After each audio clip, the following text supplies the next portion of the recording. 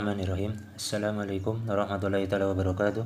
Alhamdulillahirabbil wassalatu wassalamu ala asyrafil anbiya'i wal mursalin wa ala alihi wa barik wa sallim ajmain. Amma ba'd.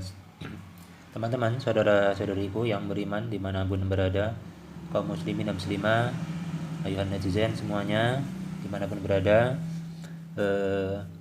mari kita pada kesempatan pagi hari ini bersyukur kepada Allah Subhanahu wa taala. Mudah-mudahan kita semua juga masih dalam limpahan kenikmatan dari Allah Subhanahu wa taala, baik nikmat jasmani dan rohani, dan juga mudah-mudahan kita semua juga masih dalam naungan perlindungan Allah Subhanahu wa taala dari semua bala dan bencana, dari segala sesuatu yang membahayakan, baik yang terjadi turun dari langit dan yang terjadi dari dalam bumi yang keluar, dan segala sesuatu yang membahayakan baik di langit dan bumi. Kita berlindung kepada Allah Subhanahu wa taala, dan mudah-mudahan kita mendapatkan perlindungan Allah Subhanahu wa taala secara sempurna insyaallah. Teman-teman, mari pada kesempatan kali ini saya izin berbagi. Kita manfaatkan kembali waktu-waktu yang bisa kita isi dengan amalan kebaikan, dan tentunya dengan tetap berikhtiar mengambil dunia secukupnya, guna dijadikan bekal itu fasilitas dunia digunakan sebaik-baiknya untuk menuju tempat peristirahatan terakhir. Kita akan mengalami yang namanya waiting room atau ruang tunggu di alam barzah, yang kita menyebutnya sebagai kuburan itu atau alam kubur. Tempat pemisahnya namanya barzah, sebagaimana firman Allah Subhanahu wa taala di dalam surah Al-Rahman ya, bainahuma barzahul la yabghiyan gitu. Jadi ada pemisah yang tidak bisa terlampaui. Nah, kita alam dunia dan alam kubur itu tidak sama alamnya. Saya beri contoh, misalnya kita mau pergi saja jalan-jalan rillah ke Malaysia ataupun kemanapun, atau ke Singapura, itu ketentuannya sudah beda, harus pakai visa dan sebagainya, juga harus menggunakan paspor. Tanpa ada itu semua, tanpa ada alat pengenal diri, maka kita tidak mungkin bisa masuki negara tersebut. Pasti akan ditangkap dan berikan hukuman. Ini baru di dunia. Bagaimana nanti ketentuan saat kita masuk ke alam kubur, dan setelah alam penantian itu, ruang tunggu kita akan menghadapi pada mahsyar ataupun hari kiamat, yaitu di alam akhirat.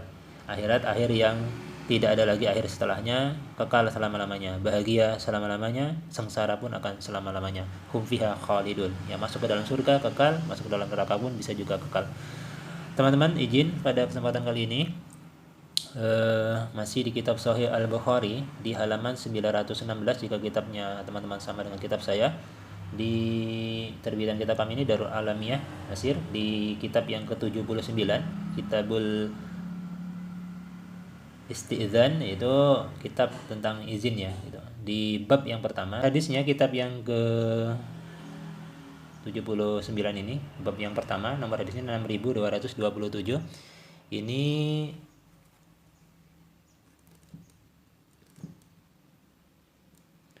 terkait ya, ada kesalahpahaman dari kaum sebelah. Teman sudah tahu lah ya, orang yang mengaku sebagai pengikut generasi salaf merasa berpijak pada manhaj salaf, tapi ketika ditanya manhaj salaf yang mana, nah, itu ternyata manhajnya ada manhaj khalaf. Khalaf itu berarti ulama sekarang, ulama akhir. Salaf itu ulama terdahulu, ulama sekarang namanya khalaf. Ya, lahirnya 500 tahun hijrah kemari atau 700 hijrah kemari, ya pasti khalaf gitu. Ya, khalaf itu 300 hijrah gitu, dari mulai Nabi hidup dan sampai masa-masa 200 sampai 250 atau 300 hijrah, masih ulama salafus saleh. Dan Imam Mazhab itu semua termasuk semuanya salafus saleh, seperti itu. Dan di sini pembahasan tentang penciptaan Nabi Adam ya. Nanti akan kami bacakan atau kami berikan penjelasan berdasarkan penuturan atau yang dijelaskan oleh Al-Imamu Ibnu Hajar Al-Asqalani ya, dalam syarah Fathul Bari, syarah Sahih Bukhari, tentang hadis yang termaktub dalam Sahih Al-Bukhari ini di nomor hadis 6227, yaitu rawi hadisnya terhubung kepada sahabat Nabi Abu Hurairah radhiyallahu anhu, sahabat mulia. Anin Nabi sallallahu alaihi wasallam, bahwasanya dari Rasulullah SAW bersabda, qala khalaqallahu Adama ala suratihi tulu'u sittuna dhira'an falamma khalaqahu qala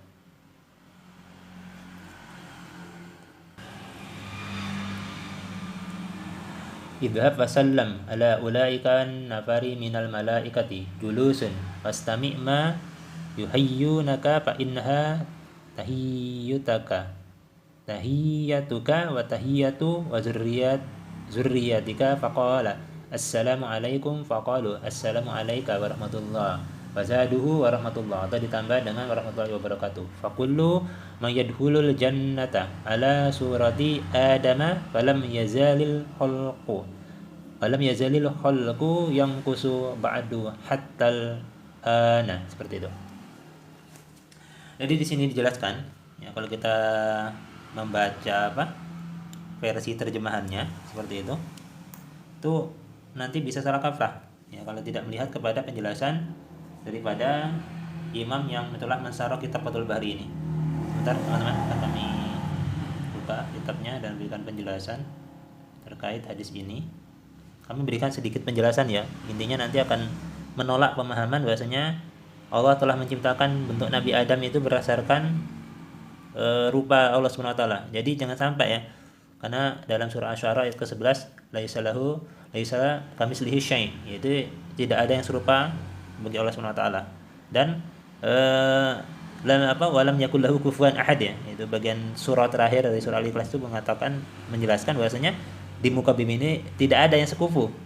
Kufuwan ahad, tidak ada yang sekufu, tidak ada yang menyerupai, tidak ada yang menyamai sifat Allah SWT. Jadi hadis ini didapatkan Imam Bukhari dari Yahya bin Ja'far dan seterusnya sampai kepada Abu Hurairah radhiyallahu anhu berkata, penjelasan dari matan hadis ya, kalau kita baca di sini sebelum kita masuk kepada syarah atau penjelasan hadis dari qala khalaqallahu Adam. Jadi Allah SWT menciptakan Adam. Ya, Rasulullah SAW bersabda, Allah menciptakan Adam sebagaimana bentuknya. Ini kalau kita baca terjemahannya, nanti akan ada syarah penjelasan. Panjangnya 60 hasta. Ketika Allah menciptakan, maka Dia berfirman, pergilah dan berilah salam kepada kelompok malaikat yang sedang duduk-duduk itu. Dengarkan apa salam yang mereka ucapkan kepadamu. Sesungguhnya ia adalah salammu dan salam untuk keturunanmu. Dia kemudian berkata, Assalamualaikum, maksudnya Adam berkata, Assalamualaikum, semoga keselamatan untukmu. Maka mereka, para malaikat menjawab, Assalamualaikum warahmatullah, semoga Allah keselamatan dan rahmat Allah untukmu. Maka kemudian menambahkan, dan rahmat Allah atau wabarakatuh. Semua orang yang masuk surga memiliki bentuk seperti Nabi Adam. Lalu ciptaan itu terus berkurang hingga sampai sekarang ya. Jadi tingginya yang mulai 60 hasta tadi lama-lama berkurang kan? Kita berapa hasta kalau diukur gitu kan? Semakin akhir zaman setelah Nabi Adam tuh, semenjak Nabi Adam diciptakan dan sampai kita sekarang, maksudnya itu ukuran manusia itu enggak sama. Tapi kan kita kalau merhatikan nih lafaz hadis yang bagian hampir terakhir ini ya. Di sini dikatakan faqulu may yadkhulul jannata, nanti setiap manusia yang masuk dalam surga itu ala surati Adam. Bentuknya seperti Nabi Adam. Nah, kalau kita memaknai ini secara tekstual terjemahan, bentuk Nabi Adam seperti bentuknya Allah SWT, menyamakan Allah dengan makhluk itu sudah bisa kafir ya gitu, bisa kufur gitu. Itu kita ngomong aja bahwasanya Allah punya tangan aja secara hakiki itu sudah bisa kafir, apalagi menyamakan rupa Adam ya, bentuk penciptaan Adam seperti rupa Allah kalau memaknainya secara terjemahan. Jadi bagaimana dengan nasib manusia yang nasib masuk dalam surga yang rupanya seperti Adam? Apa mirip dengan penciptanya? Nah, ini makanya ya, pentingnya syarah itu seperti itu. Akan kita bacakan insyaallah secara ringkas terkait bagian bab sampai kenapa disebut demikian ya. Bahasa syarah atau penjelasannya tidak sama dengan bahasa terjemahannya saja. Terjemahkan secara umum saja. Keterangan hadis ini dimulai dengan kata isti'dzan ya, berarti minta izin untuk masuk ke dalam suatu tempat yang dimiliki oleh orang yang dimintai izin. Maksudnya permulaan salam yang adalah pertama kali terjadinya salam. Maksud permulaan salam adalah pertama kali terjadinya salam. Imam Al-Bukhari menyebutkan salam bersama permintaan izin adalah sebagai isyarat bahwa izin masuk selayaknya tidak diberikan kepada orang yang tidak memberi salam. Nah, ini Imam Abu Dawud ya, dan Ibnu Abi Syaibah menukil dalam sanad yang jayyid, sanadnya bagus, dan Rib'i bin Hirash, yang artinya seorang laki-laki berceritakan kepadaku bahwa dia pernah meminta izin kepada Rasulullah SAW ketika berada di rumahnya. Dia berkata, apakah aku boleh masuk? Beliau kemudian bersabda kepada pelayannya, keluarlah menemui orang ini dan ajarilah dia meminta izin. Dia lalu bersabda, ucapkanlah Assalamualaikum, apakah aku boleh masuk? Hadis ini dinilai sahih oleh Imam Ad-Daruqutni ya, dalam sunannya, Sunan Ad-Daruqutni. Bu Abi Syaibah meriwayatkan dari jalur riwayatan Zaid bin Aslam dengan redaksi, bapakku pernah mengutusku menemui Ibnu Umar. Aku kemudian berkata, apakah aku boleh masuk? Ibnu Umar lalu menjawab, jangan berkata seperti ini, tapi katakanlah assalamualaikum apabila dia menjawab salamu maka masuklah. Sedangkan redaksi diriwayatkan dari jalur riwayatan Ibnu Abi Buraidah adalah sebagai berikut.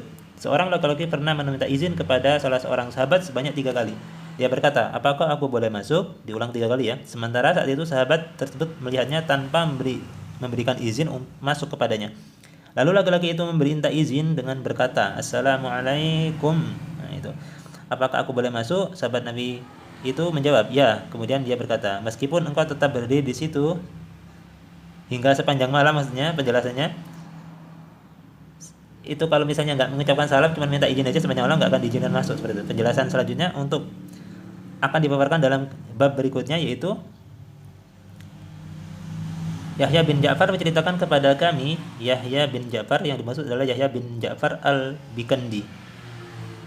Nah ini ya, khalaqallahu Adama ala suratihi. Allah menciptakan Adam sebagaimana bentuknya. Hal ini sudah dipaparkan oleh pembahasan tentang awal mula penciptaan. Kemudian terjadi perbedaan pendapat tentang maksud kata ganti pada kalimat suratihi. Menurut satu pendapat, maksud kata ganti tersebut adalah Adam, sehingga maknanya adalah Allah menciptakan Adam alaihissalam seperti bentuknya yang ada sampai diturunkan ke dunia hingga wafat. Ini membantah anggapan bahwa ketika Adam alaihissalam berada di surga, dia memiliki bentuk yang lain. Atau maknanya adalah Allah memulai penciptaan Adam dalam satu bentuk